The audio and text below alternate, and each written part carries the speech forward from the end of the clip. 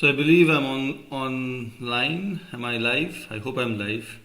So one can only hope. And it's been a while. I'm back live on YouTube, and I hope to talk about the last few long form videos that I've not talked about live on YouTube, and we will try to discuss them in detail. And I just want to verify a certain thing before we get into the meat of the discussion. And that's about it. Okay. So,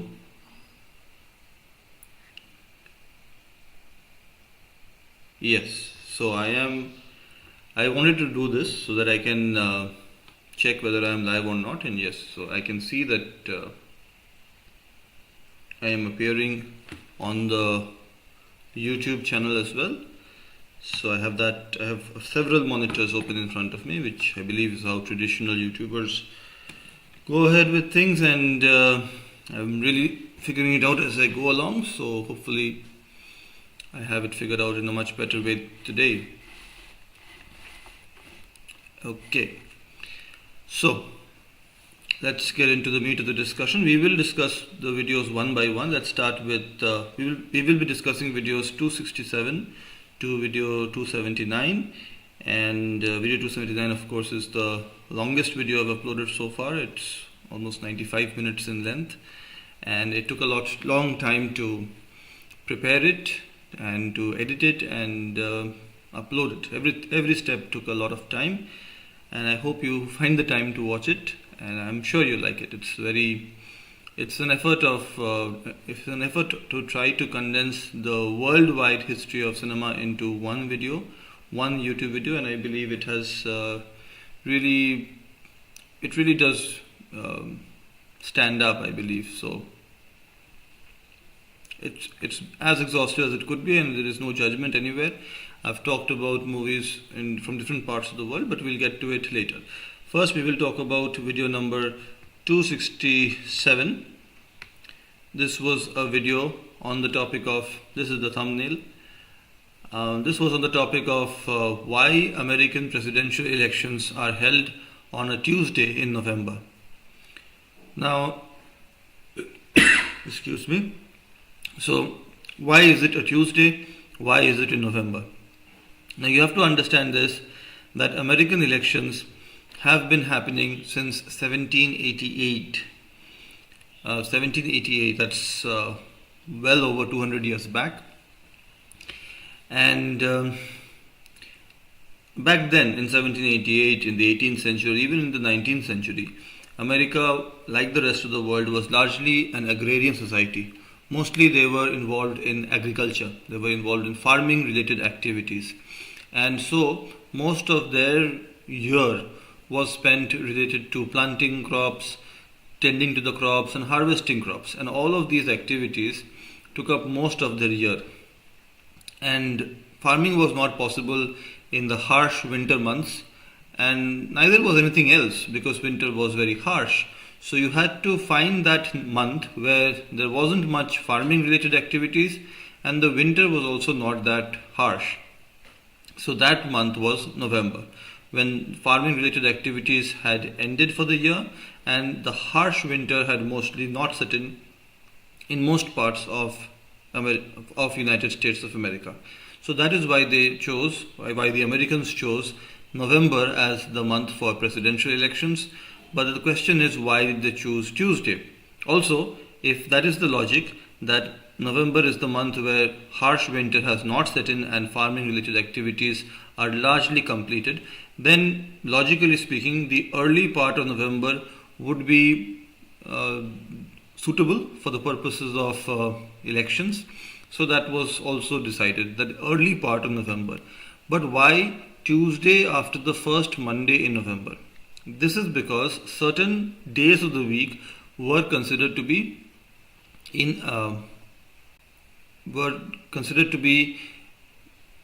for certain purposes. You could not touch them, you could not change the purpose of those days. For example, Sunday was meant for church, because most Americans were highly religious and Christians. So Sunday was meant for going to the church. So Sunday could not be used as a day for elections. Wednesday could not be used as a day for elections because Wednesday was a market day in many parts of the United States of America. So Sunday and Wednesday were not part of the consideration in terms of selecting a day for elections. Now, back then, automobiles had not been invented, so traveling also sometimes took up almost a day. So you would need a travel day to travel to the place to cast the ballot. So when you would rule out Sunday as an election day, you were also ruling out Sunday as a travel day, which automatically meant Monday was ruled out as an election day. When you were ruling out Wednesday as an election day, you were also ruling out Wednesday as a travel day, so automatically Thursday was also ruled out as an election day. So elections could not happen on Sunday, Monday, Wednesday or Thursday. Americans were left with Tuesday, Friday and Saturday. Now, among these three, Tuesday, Friday and Saturday, Tuesday was considered to be the most convenient option. So Tuesday in November was selected as the day for elections in America. But why Tuesday after the first Monday? Why not the first Tuesday? Because if it was the first Tuesday in November, there was a possibility that the election could fall on 1st November, and Americans wanted to avoid 1st November for various hypothetical reasons. One of the most acceptable reasons is 1st November is celebrated as All Saints' Day by many devout Christians. So 1st November was avoided like that.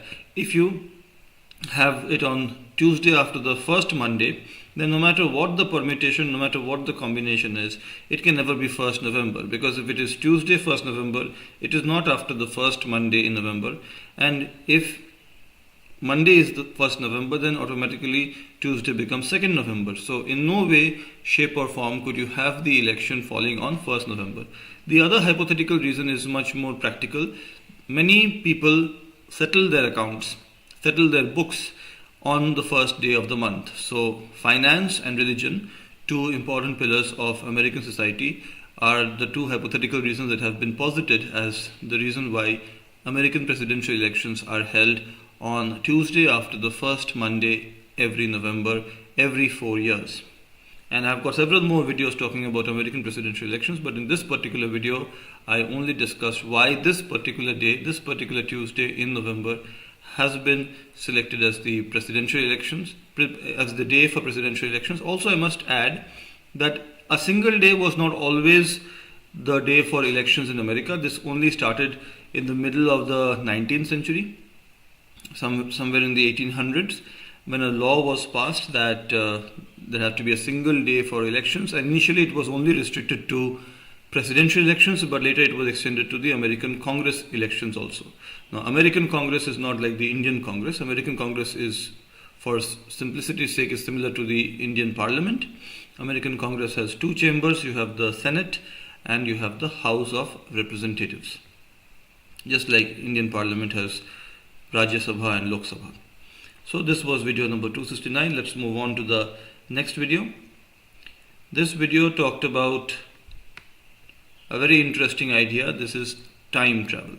Now, time travel, of course, when you hear about it, what do you think of it? You think of a time machine, you think about going in future, you think about going into the past. But have you ever considered that when you travel, you are actually going into the past or into the future, depending upon which direction you are going in? So this is the simple concept of longitudes. You have the 0-degree longitudinal line of the prime meridian passing through Greenwich, and if you are to the east, you are ahead of Greenwich Mean Time, and if you are west of Greenwich, you are behind Greenwich Mean Time. Greenwich Mean Time is the time that was originally considered as the global time standard, but I believe 1960s onwards it has changed to UTC, which is called, I think, Coordinated Universal Time. Although don't ask me how UTC stands for Coordinated Universal Time. It's an abbreviation that doesn't make sense. Probably it's some European language. It makes sense, but I don't know that European language.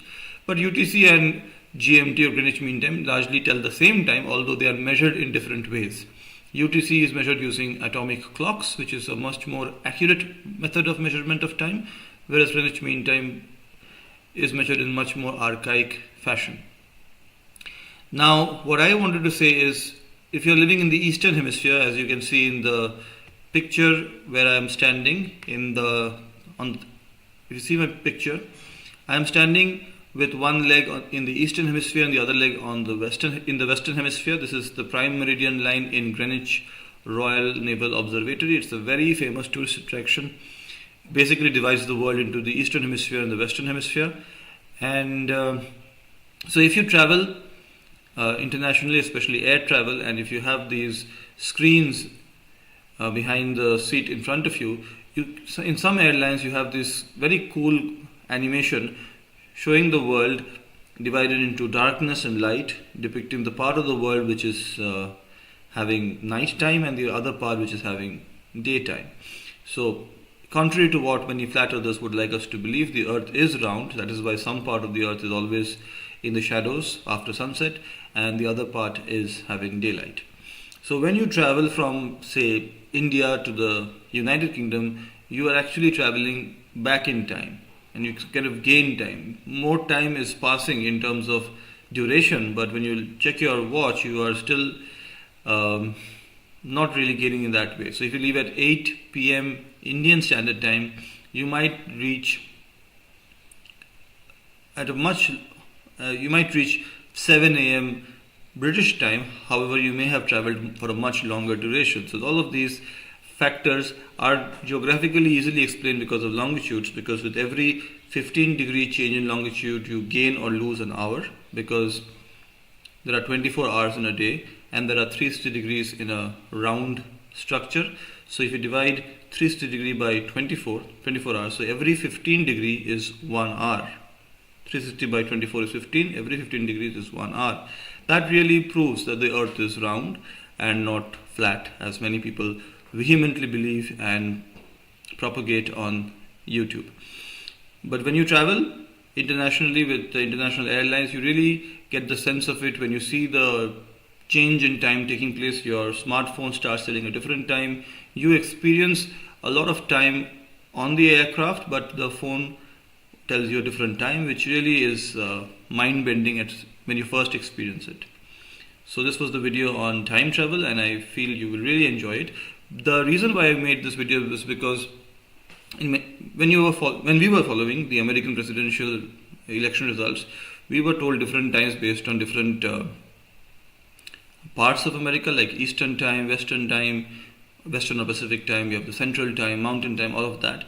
But the interesting thing is that time, although it depends upon longitudes, as I said, with every 15-degree change, you have a change in time that you've gained or lost depending upon whether you're moving east or west. Although this is largely a geographical phenomenon, it does have political control as well. So some countries which are quite wide geographically, say, logically speaking, if you're very wide in the east-west direction as a country, you would have several time zones because several longitudes would be passing through your territory. But many countries which are very wide in east-west direction have a single time zone, politically enforced single time zone, because they want, this is the hypothesis I have, probably they want the entire country to follow a single time. A good example of that is China, where many time zones pass, but only a single time zone is followed, that is the Beijing time zone. So after this video, I talked about something very interesting. This is called Godwin's Law. This is video number 269. And Godwin's Law, if you are not familiar with it, Godwin is somebody who came up with what we tend to use almost on a daily basis. He came up with internet meme. He is the father of internet memes, and all of us have used internet memes, or even if you haven't used it, we have definitely consumed the humor of internet memes, and internet memes are a mainstay of internet use in today's as we talk about it in 2024. You cannot use the internet without coming across internet meme, and internet meme was largely coined by Godwin. The other thing Godwin coined was, he described that if there is a long political discussion online, there is always a possibility that the discussion will start referring to Nazis or Hitler. So if you get into a political argument, especially, and if the argument is sufficiently long, the probability of a comparison with Hitler or Nazis starts approaching 1. Probability approaching 1 is a mathematical term for an event which is almost certain to happen. So I found it very interesting here because in the political discussion that were happening in America, especially the 2024 presidential elections, and even now after the results have been declared, there is this propensity and people are easily tempted to describe their political opponents as Nazis or Hitler, which I don't think is productive. But having said that, what the result has shown is that even if you start painting your political opponents as Nazis or Hitlers, that political opponent can still win if they are doing the right thing or appealing to the right voters. But the word Nazi, I believe, has begun to lose value in America because it really did not stop the victory of the person who was described broadly by large sections of the media as a Nazi. But I believe the next word, which we will talk about in a video later on, the next word which is considered almost an expletive in America is communist. And if you describe someone as communist, the person becomes defensive, and every supporter of that person has to openly declare that they are not communists. This is not communism.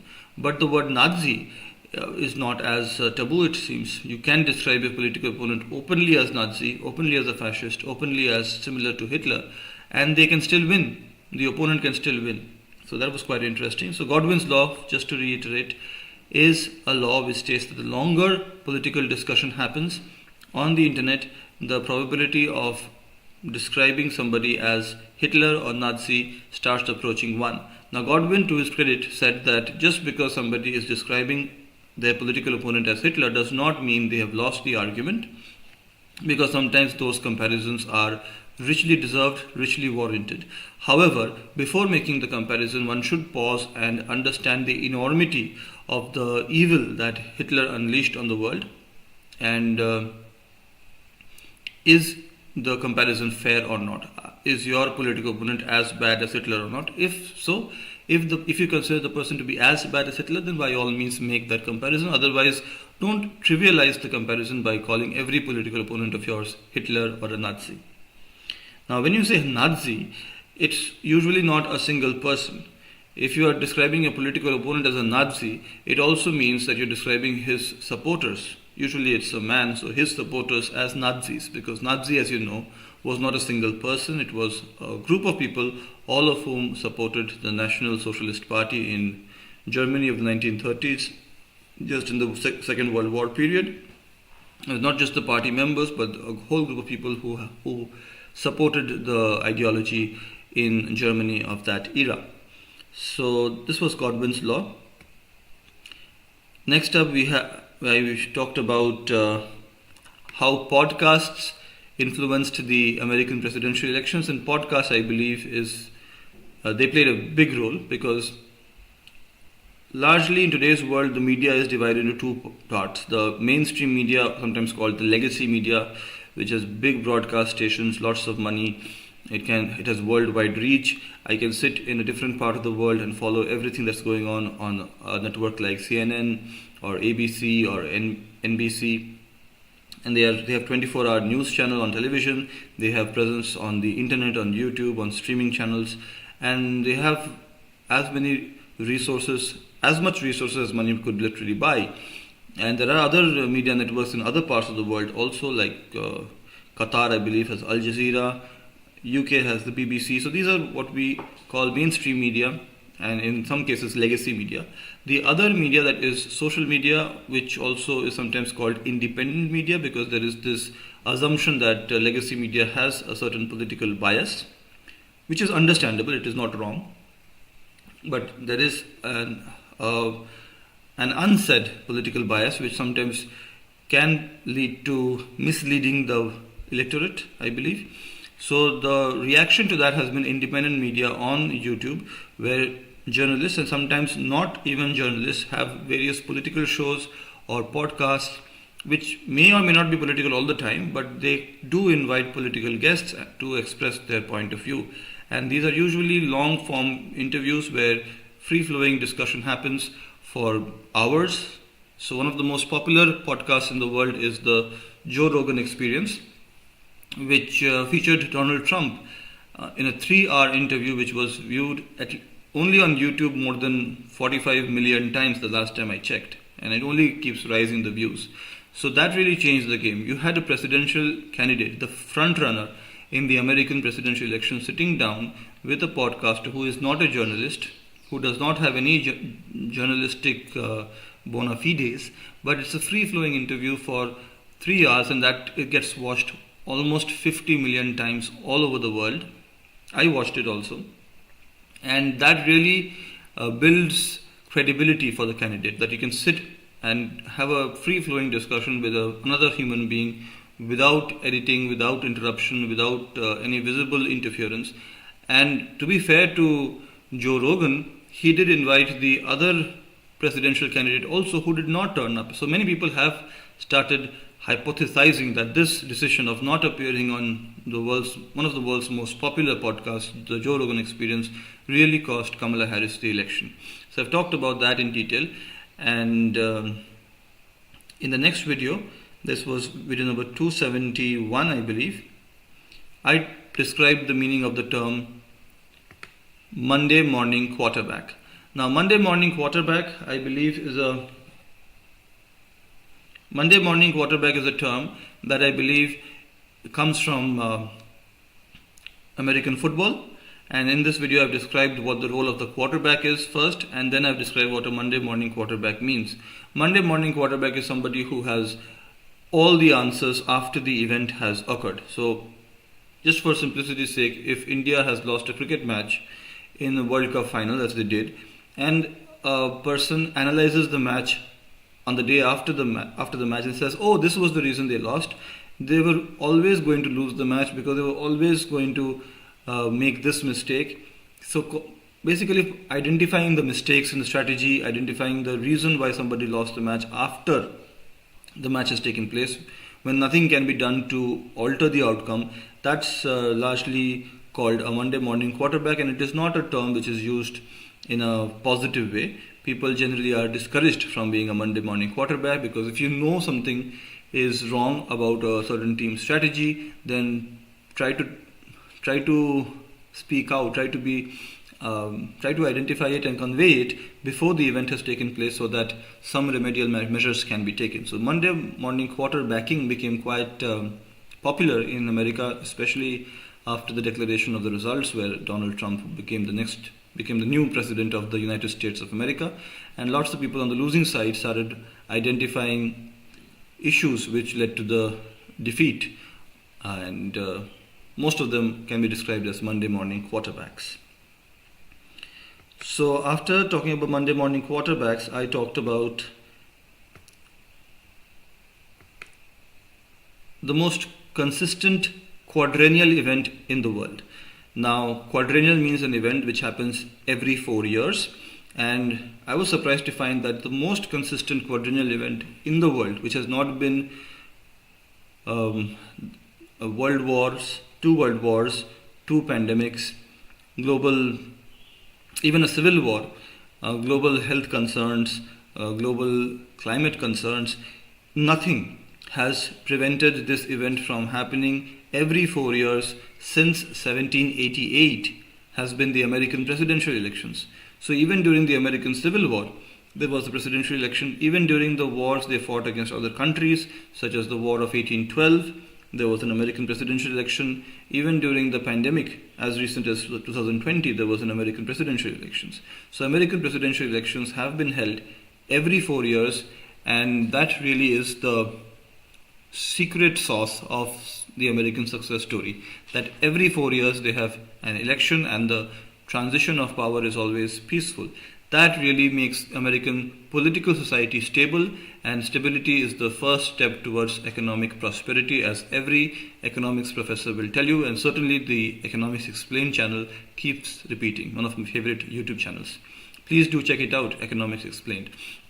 So in this particular video, I talked about all the American presidential elections and briefly discussed the results of each American presidential election starting from 1788 to 2024. Next up, I talked about another very popular theory, or very popular as the Americans say, talking point that has come up in the aftermath of the American presidential elections. This is a phrase called "build your own Joe Rogan." Now, this is a video which has been watched quite a number of times on YouTube, and some people were misled, but I have clearly mentioned that this is not a technique of how to become Joe Rogan. It's exposing the egregious nature of the argument that one needs a Joe Rogan to advocate for their political opinions to really become accessible to the American electorate. That is wrong. Joe Rogan Experience is not a political show. Most of his episodes don't talk about politics, but he does invite politicians from both sides, and everybody has easy access to his show. At least that's as a viewer, that is what I think. If that is not correct, then maybe I'm wrong. But having said that, even if you want to concede that Joe Rogan is on a certain side of the political divide, which I don't think he is, but even if you were to concede that point, that Joe Rogan is on a certain side of the political divide, the other side of the political divide also has lots of subscribers, at least on YouTube. So a very respectable presence on YouTube. So why don't you just use that presence that you already have on the independent media, on social media, or on video streaming sites like YouTube, and use that as the method in which you can espouse your political opinion without depending on somebody like Joe Rogan. So I don't think anyone needs to build their own Joe Rogan, because I believe Joe Rogan, his reach is definitely remarkable, but other people also have a lot of reach who can start expressing their opinions in a very authentic manner. Next up, I talked about a video which I really like. I talked about something known as method acting. So method acting, as we know, I'll just find the thumbnail. Yes, I believe I found the thumbnail here. Yes. So method acting, many people who are followers of movies. Now, how did the term movies come? So initially we had the photographs, or even further back, we had artists drawing portraits. So if you wanted yourself to be depicted for safekeeping, for posterity's sake, you commissioned an artist who would come to your home and draw a picture of you, such as the Mona Lisa, which is one of the world's most famous paintings. So you drew the picture of a real person, and that was how you cemented it to memory. Then came photography. With cameras, you could just click the picture, and it eliminated the need to draw the picture. So from portraits, you reached photography. But then these were still photographs. The photographs would not move. But when this photograph started moving, it became a motion picture. And because the picture was moving, the term movies came. But when you had movies, you also needed, just the motion itself stopped being interesting once it lost its novelty value.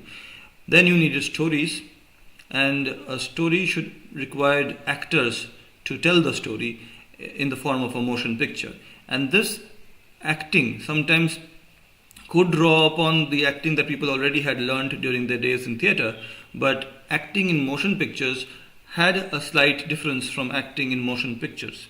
Acting in theatres was slightly different from acting in motion pictures, and people tried to develop a system for acting in motion pictures, and one of the first people to develop a system for acting in motion pictures was Konstantin Stanislavski, a person from Russia who I believe founded the Moscow Art Theatre, and he started teaching actors his system of acting. This is largely believed to be the origin of method acting, although the term method acting or the term method is an American term coined by Lee Strasberg. So Lee Strasberg had method acting, which was followed by legends like Marlon Brando, and Lee Strasberg himself learned his method from people who learned their method from Stanislavski in Russia. So in this video I talked about the system of acting, and I described Stanislavski's system, and I contrasted it with that followed by Lee Strasberg in America. So I believe it's one of the most. It's a video which I recommend a lot. You can definitely watch it, and Stanislavski's system is the video that I had uploaded a few days back. You should definitely check it out. It will really prove to be worthwhile. Certainly, if you are interested in the world of movies, or if you want to learn about acting a little bit, that also is worth considering. Next up, I talked about the origins of cancel culture. Now, cancel culture is a term that is used quite widely in the zeitgeist, but in my opinion, the origin or the first instance of systematic but not official cancel culture was during the Red Scare, or was during the Cold War, when the world was divided into two parts, the American-led part and the Soviet Union or USSR-led part. And the main threat that the Americans perceived was the infiltration of the minds of the American people by the communist ideology.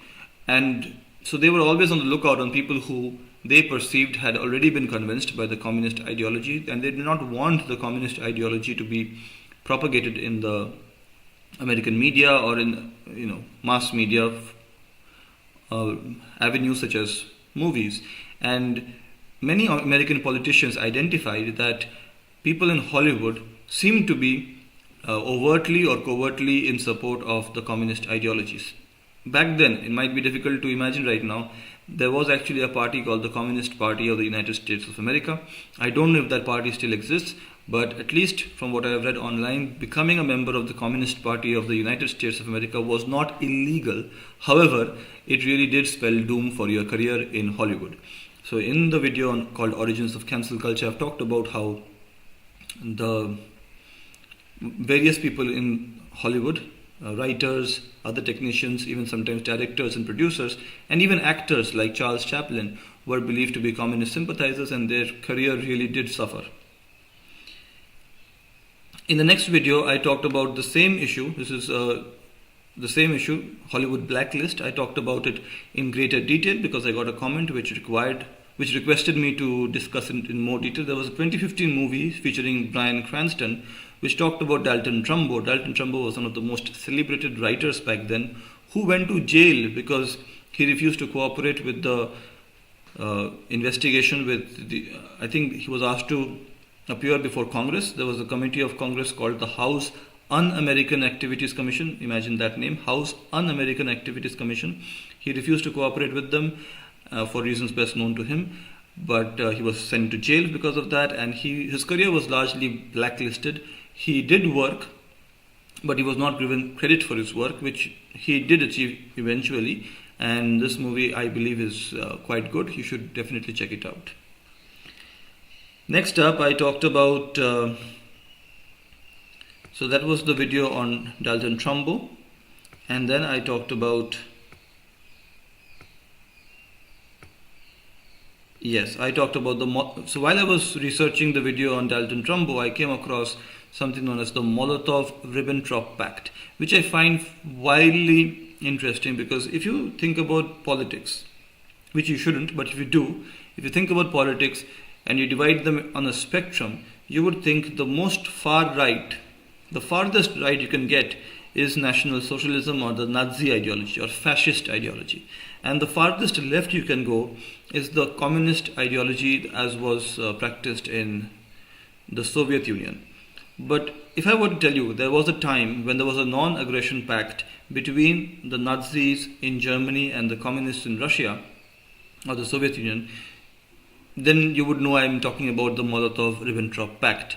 This is named after the two foreign ministers, the Soviet foreign minister Vyacheslav Molotov and the Nazi foreign minister Joachim von Ribbentrop. Now Molotov also gives his name to Molotov's cocktail, which I believe is a video I probably should not be making, but if you want me to make a video on Molotov's cocktail, let me know. It has a very interesting origin story. Molotov himself did not make that cocktail, and it certainly isn't cocktail as we are familiar with in social circles. So after talking about the Molotov-Ribbentrop Pact, I decided to talk about an issue which is quite dear to me. This is an issue which is related to the different categories of medical colleges in India, and there is this general tendency amongst the common people as well as in employers to discriminate on the basis of the medical college a person has studied in. I don't think that is appropriate.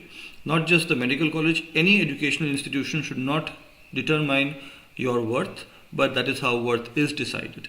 But I believe the right approach should be you should interact with the person, have as many interviews as possible, and then decide whether the person is good enough to fulfill the job description that you have in mind for that person. That's the right approach. But people tend to be more keen to judge a person by the educational institution they have studied in, and certainly there is this divide in perception between government medical colleges and private medical colleges. Somehow the government colleges are much superior to the private ones, which I really don't agree with. So I talked about that in the video with the thumbnail "Stop the Stigma."